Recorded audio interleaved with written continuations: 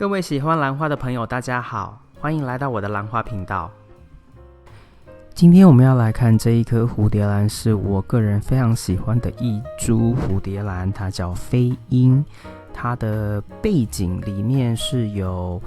Tetraspis C1， 也就是一般大家知道的盾花蝴蝶兰这个原生种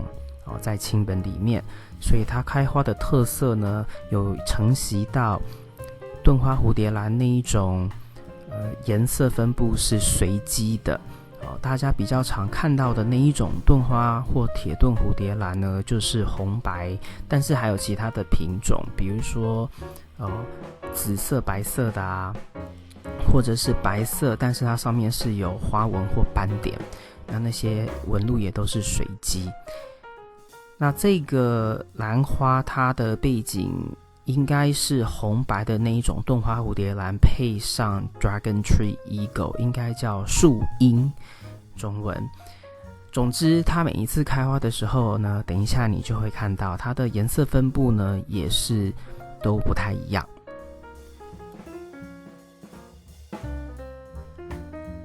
这株蝴蝶兰也有续花性，所以每一次我在它开完花之后，它的花梗我是继续保留的。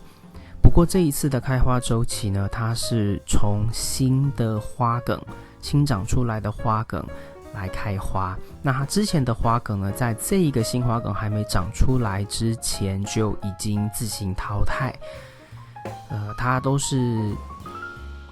枯黄掉之后我才会剪花梗这是我一贯的习惯。我不喜欢在它花一结束就把花梗剪掉，因为我是相信它这个花梗里面的汁液呢，可以再流回去植株本身再行利用的，所以我一般是等到花梗变黄了，我才会把它们剪掉。那这边呢，这一次新的花梗来的花苞数量一次来还蛮多的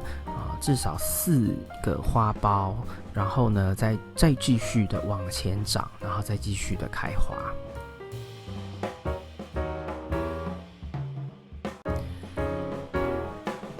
它的香味呢比较浓郁。那其实因为我没有树荫，那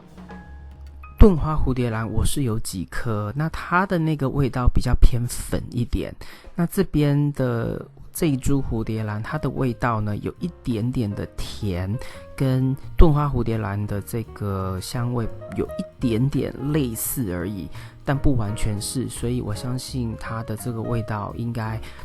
有就是树荫的比例应该是比较多。总之还是很好闻，所以在每一次它们花朵打开之后，我这株兰花我会挪到一个刚好是我很容易能够闻到看到的地方，所以每天早上上班前或者是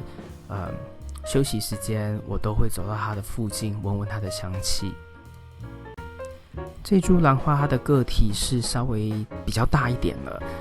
我是从它近成熟株开始养，那到现在呢也好几年了。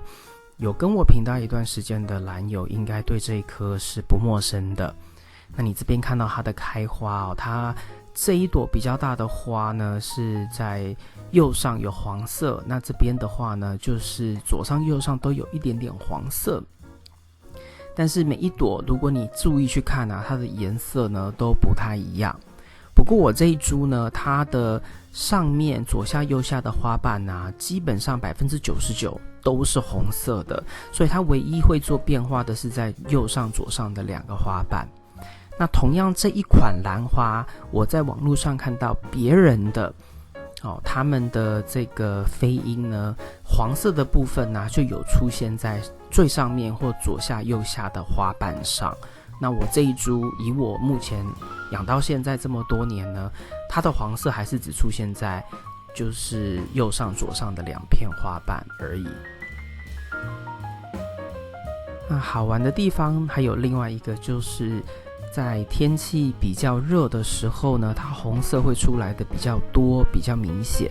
然后在天气凉一点的时候呢，右上左上的花瓣的黄色会比较偏多。这个部分跟我的盾花蝴蝶兰系列的兰花也有类似的这种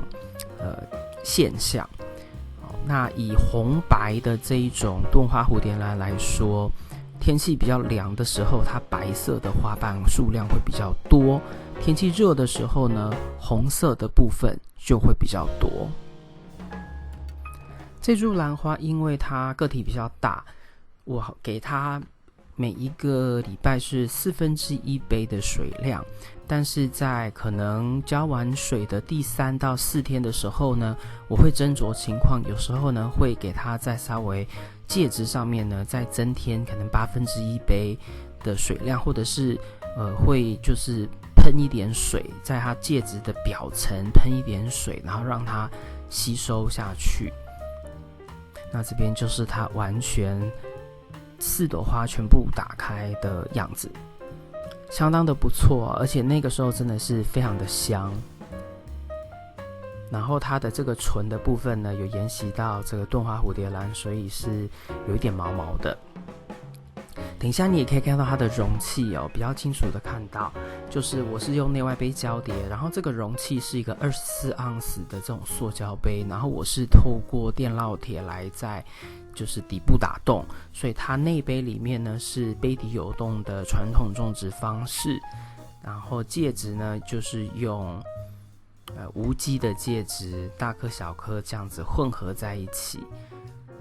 这株兰花其实养护上面也没有特别做什么太多奇怪的额外的，但是它呢就每年都长得相当的好。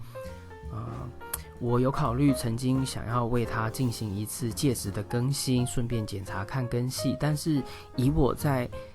它的这个内杯生长的情况，我来观察它根系的状况，就以我肉眼能够看到外面的根系呢长得相当的好，所以我到现在好几年了，我还没有对这株兰花进行脱盆的动作。想说因为它既然每一年都有开花，